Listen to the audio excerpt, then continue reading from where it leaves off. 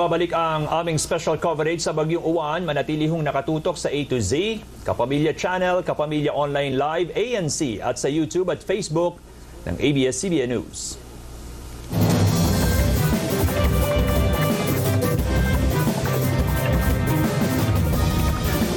Panginoon, kami po ay lumalapit sa iyo para humingi ng proteksyon sa dalang panganib ng bagyo.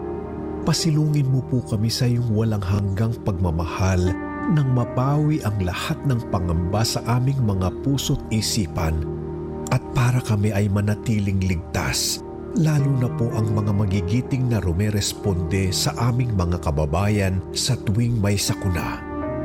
Hilumin mo po ng iyong mapaghimalang kamay ang mga nangangailangan ng ginhawa.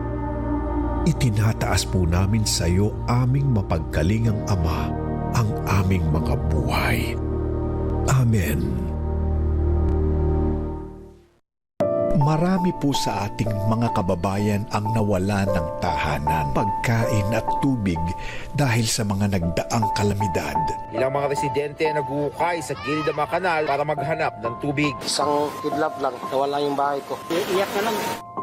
Maaari po natin silang abutin ng ating tulong sa pamamagitan ng ating ABS-CBN Foundation. Ipadala lamang po ang inyong donasyon sa mga sumusunod na bank account at sa mga sumusunod na e-wallet. Maaari rin po tayong bumili ng donation vouchers. Tumatanggap din po tayo ng mga donasyong pagkain tulad ng delatang sardinas, biskwit at bigas at ng hygiene kits. Maaari rin pong magpadala ng tulong ang ating mga kapamilya sa ibang bansa sa pamamagitan ng QR code na nasa screen. Sabay po tayong aahon.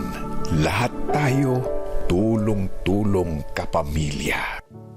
Taon-taon, binibisita ng mga bagyo ang ating bansa, kaya dapat lagi tayong handa para sa kaligtasan ng bawat pamilya. Bago pa pumasok ang bagyo sa bansa, tibayan na ang mga bahagi ng bahay na maaaring liparin ng malalakas na hangin. Tumutok sa balita para inform sa lakas at kilos ng bagyo at sa mahahalagang anunsyo mula sa pamahalaan. Maghanda rin ng go bag para laging handa sa anumang sitwasyon. Tiyakin na may sapat na pagkain sa bahay para hindi na kailanganing lumabas sakaling bumaha. Maghanda ng flashlight, batteries, kandila at pangsinde para handa kapag nawala ng kuryente. At siguruhin na nasa ligtas sa lugar ang inyong mga alaga tulad ng aso at pusa. Habang may bagyo, manatili na lamang sa loob ng bahay kung hindi naman pinapalikas. Kapag naman sinabihan na lumikas, agad na sumunod nang hindi mapahamak ang rescuers at ang inyong pamilya. Iwasan ding lumusong sa baha para hindi makakuha ng mga sakit tulad ng leptospirosis. Isang paalala mula sa ating ABS-CBN, in the service of the Filipino. Saktan ka ba? Hindi naman. Si Olsen, the security officer, Di ba ngayon ang huling araw mo sa security group? Lipat lang ako ng department to. na naghahanap ng seguridad sa buhay. Kaganda din yung buhay ko. Buhay natin. Di ba ako kasali? Sir, gusto ko sana sa team niyo po mismo ako mapunta. Mahirap akong katrabaho ko. Kaya ko pong tapatan yung standards niya. Wala nang kaibigan dito. Pareho ko kayong kaibigan. Pwede ba mag-usap na kayo? Nung huli mo kami pinag-usap, di ba muntik kami patayan? Nagbabalik ang ABS-CBN special coverage kay Bagyong Uwan.